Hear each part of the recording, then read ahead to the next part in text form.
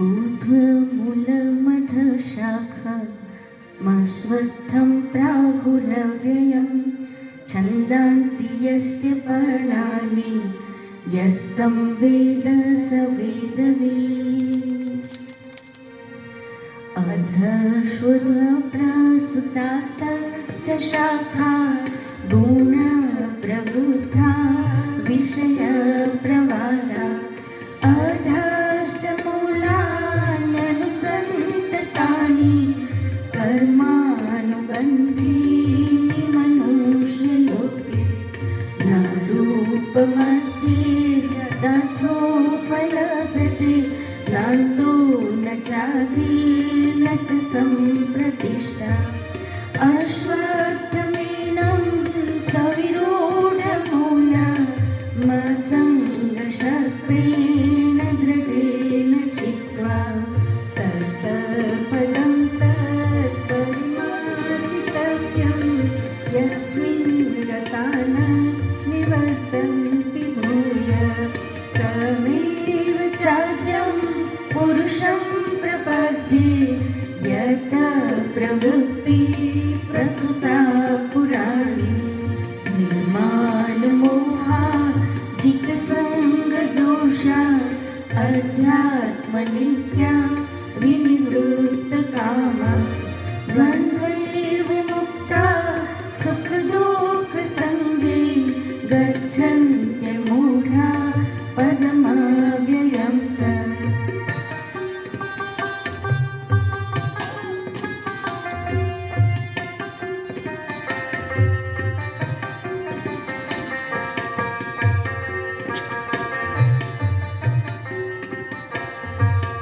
न तद्भासयते सूर्यो न शशाङ्को न पावकः यद्ध्रुत्वा न निवर्तन्ते तद्धाम परमं मम। ममैवांशो जीवलोके जीवभूतः सनातनः मनःषष्ठानीन्द्रियाणि प्रकृतिस्थानि कर्षति शरीरं यद्वाप्नोति यच्चाप्युत्क्रामतीश्वरः गृहीत्वैतानि संयाति वायुर्गन्धानि वाशयत् श्रोत्रं चक्षुस्पर्शनं च रसनं घ्राणमेव च अधिष्ठाय मनश्चायं विषयानुपसेवते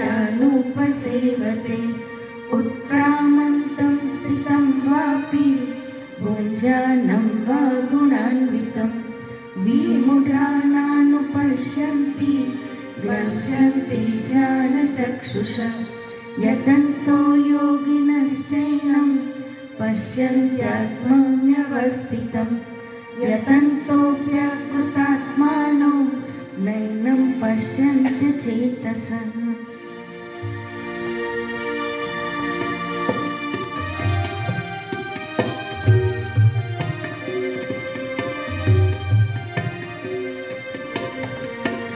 यदादित्यगतं तेजो जगद्भासयतेऽखिलं यच्चन्द्रमसि यच्चाग्नौ तत्तेजो विद्धि मामकं गामाविश्य च भूतानि धारयाम्यहमोजसा पुष्णामि चौषधी सर्वा सोमो भूत्वा रसात्मकः अहं वैश्वानरो भूत्वा प्राणिनां देहमाश्रितः प्राणापानसमायुक्तः पचाम्यन्नं चतुर्विधं सर्वस्य चाहं हृदि सन्निविष्टो मत्तस्मृतिज्ञानमपोहनं च वेदैश्च सर्वे रहमेह वेद्यो वेदान्तकृतेदविदेव चाहम्।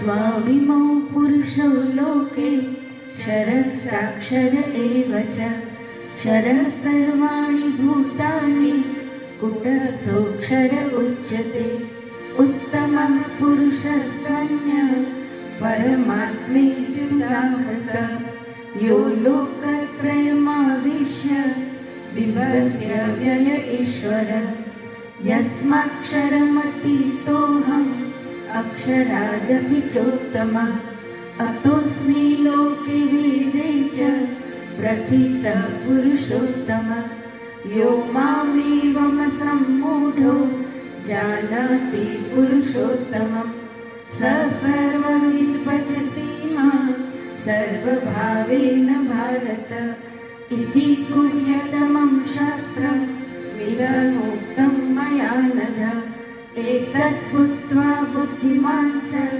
कृतकृत्यश्च भारत इति श्रीमद् पुरुषोत्तम योग नाम पंचम अध्याय 15मो अध्याय समाप्तम्.